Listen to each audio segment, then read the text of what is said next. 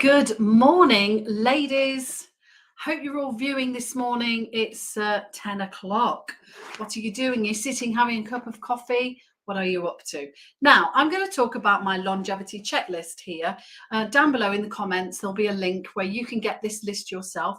And I'm Susan Booth, and I specialize in helping women to feel healthy, fit, eat the right foods, do lots of different lifestyle things, mindset, weight loss, that kind of thing. And over the years, it's 27, I've been helping ladies just to do that very thing, all those things. And over those years, I've picked up some tips from many successful longevity people. So people that have been living long, healthy, happy, joyful lives. And I've made a list of 24 things, and they're here in this checklist. You can get this for yourself. And over the next few days, I'm going to start describing what they're all about and where they've all come from. So these tips are helping with weight loss. They're going to help you to live longer and stronger, and they're going to make you hopefully live longer as well and healthy as you can.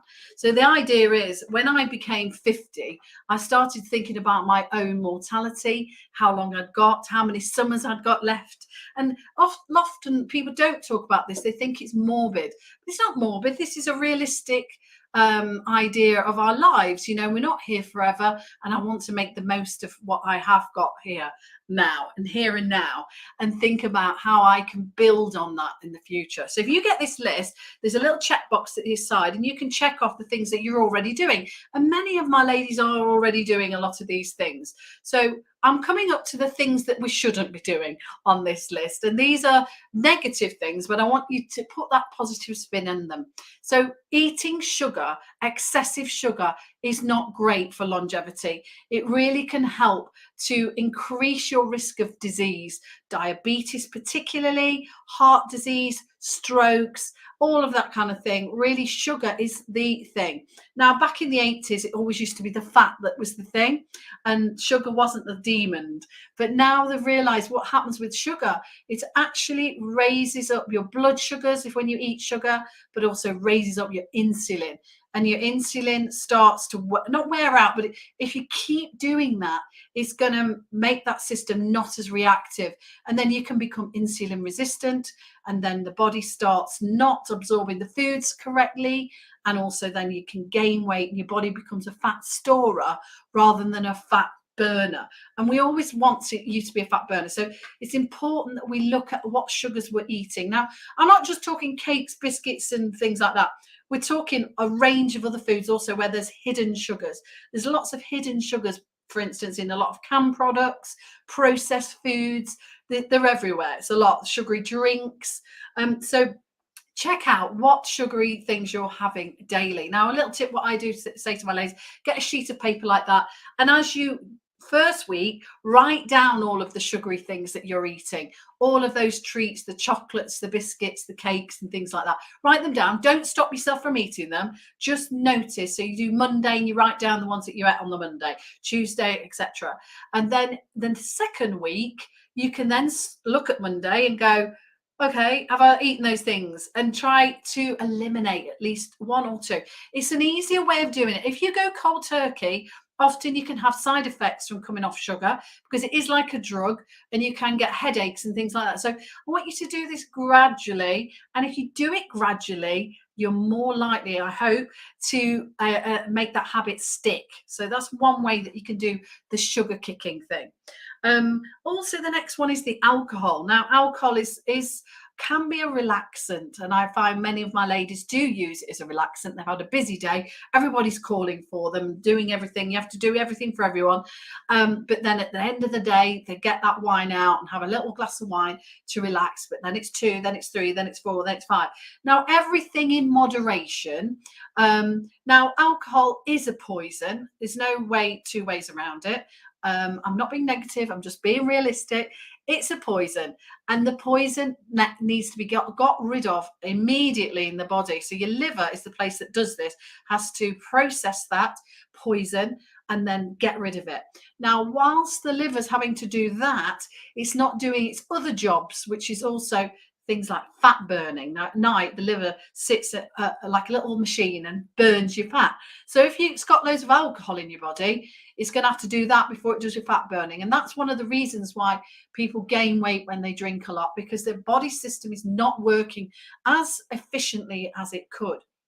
Now, I find for myself, when I went through the menopause and now I'm over the other side, that I cannot take the alcohol the same. It does react with me in different ways. I get lots of migraines, and that can trigger one very easily. So for me, I have dropped down now. So if I'm going out, I will have 2 drinks in the night. So it'll just be 2 drinks, and then I'll stop. I don't go for the third because I know that that will then trigger me. So I've got this thing in my head now. I believe that next day I'm not going to feel good. So that's enough. And 2 drinks is great. It actually relaxes me. It makes me feel like I'm part of the crowd. And maybe you're someone who's doing dry January. I've heard quite a few people doing this and all their chitter chatter around. It's quite interesting to hear what their views are. So that's a really interesting concept as well. Are you going to drink again on February the 1st? And are you going to try and limit a little bit? I'm not being a purist here. It's just being realistic that alcohol is the only drug that you have to defend yourself for not drinking. So if I go out and someone said, and you go, I'm not drinking, there's quite a lot of negative vibes that you get back from certain people, because it has become such an accepted drug to take. So that's a really interesting part of that.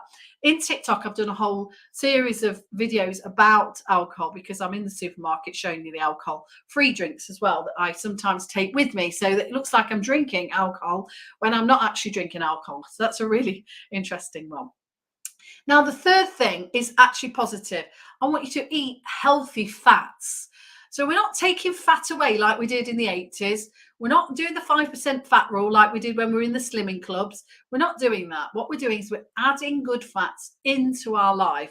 So these are things like avocado, nuts, seeds, oily fish, all the omegas there, really great. And then one big part that's really good for is our brain. I'll talk a bit more about brain in the next few days, but brain health is a huge thing in longevity and beyond. As we know, cognitive decline, we scared of, lots of people big scared of dementia and Alzheimer's. It's the biggest thing that most of my clients are worried about. And this is a way where we can help defend ourselves against that. So eating the good fats is essential, and we need them daily if possible. Now, in the old Slimming Club days, when I used to run a Slimming Club, the avocados were like a sin. Don't have it. No, you can't have an avocado. It's really bad for you because it's high in fats. Well, actually, no, it's good fats that we need to put into our body and mainly our brain. Now, you know, the saturated fats, which are in processed foods, takeaways, things like that, they are ones that we can try to avoid and eat different foods instead. Yes, we can do that.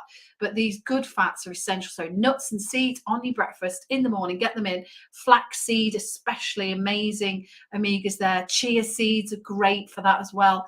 And oily fish at lunchtime with some salad. So things like sardines, mackerel, salmon is really great if you can. So these are things that we really do need to put into our body. You can supplement with omega-3 capsules, but just be aware if you're on any other medication that you can't, it doesn't clash with that. But that's a lot of ways. But don't, even if you're supplementing, don't think you can't put these into your diet as well, because you get other things from these things. So like seeds and nuts, they've got high fiber as well, which is essential for this age group as well. We need to keep our bowels moving. So that's another topic. So I'm going to sign off now. I want to keep these videos nice and short. If you have any questions about them, let me know and I can talk about that subject as and when they come up. Thanks for watching. Bye.